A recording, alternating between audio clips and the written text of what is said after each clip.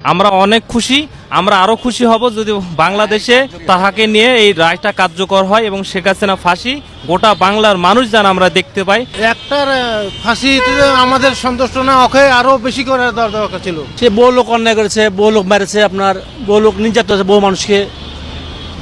এই জন্য আমরা এতে খুশি। এতদিন ক্ষমতায় থাকলো তার মন্ত্রীরা দুর্নীতি করেছে, তার কাজের ছেলেও দুর্নীতি করেছে, তার কোনো করলো না, প্রতিক্রিয়া করেনি সে। যে হারে গণহত্যা চালিয়েছে সে গণহত্যার বিচার হয়েছে, আমরা এই বিচারে খুনি হাসিনার ফাঁসি হয়েছে, এর জন্য আমরা সমগ্র দেশবাসী আজ উজ্জীবিত, খুশি। আমরা চাই দ্রুত এই রায় কার্যকর হবে এবং বাংলাদেশে যেন আর কোনো ফ্যাসিবাদ কায়েম না হয়।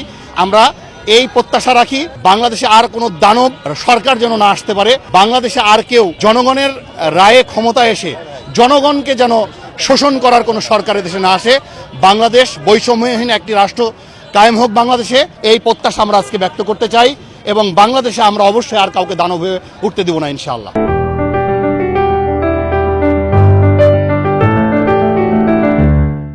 এই রায়টা আসলে সবার জন্য, সেই শহীদদের পরিবারের জন্য এবং আমাদের জন্য, আমরা যারা আন্দোলন করেছি সবার জন্য, পুরো বাংলাদেশের মানুষদের জন্য অনেক আনন্দের, অনেক খুশির।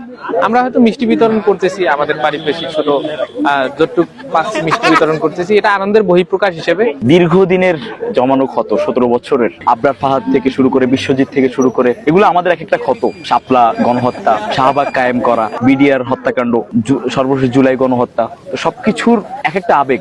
এই আবেগগুলো আসলে 16 কোটি মানুষের, ওই যে তাদের গানই এখন তাদের রায়, যে 16 কোটি মানুষের একটাই ডিসিশন, সেটা হচ্ছে শেখ হাসিনার ফাঁসি। এবং সেটাই আমাদের কাছে আজকে চূড়ান্ত, আমরা ওইটাকে অ্যাকসেপ্ট করছি আর কি। আজকে বিতরণ করতেছি, মন থেকে মিষ্টি বিতরণ করতেছি এবং আমরা চাই অনতি বিলম্বে যেই প্রসেস আছে না কেন তাকে বাংলাদেশে ফিরিয়ে এনে তার ফাঁসির রায় কার্যকর করতে হবে।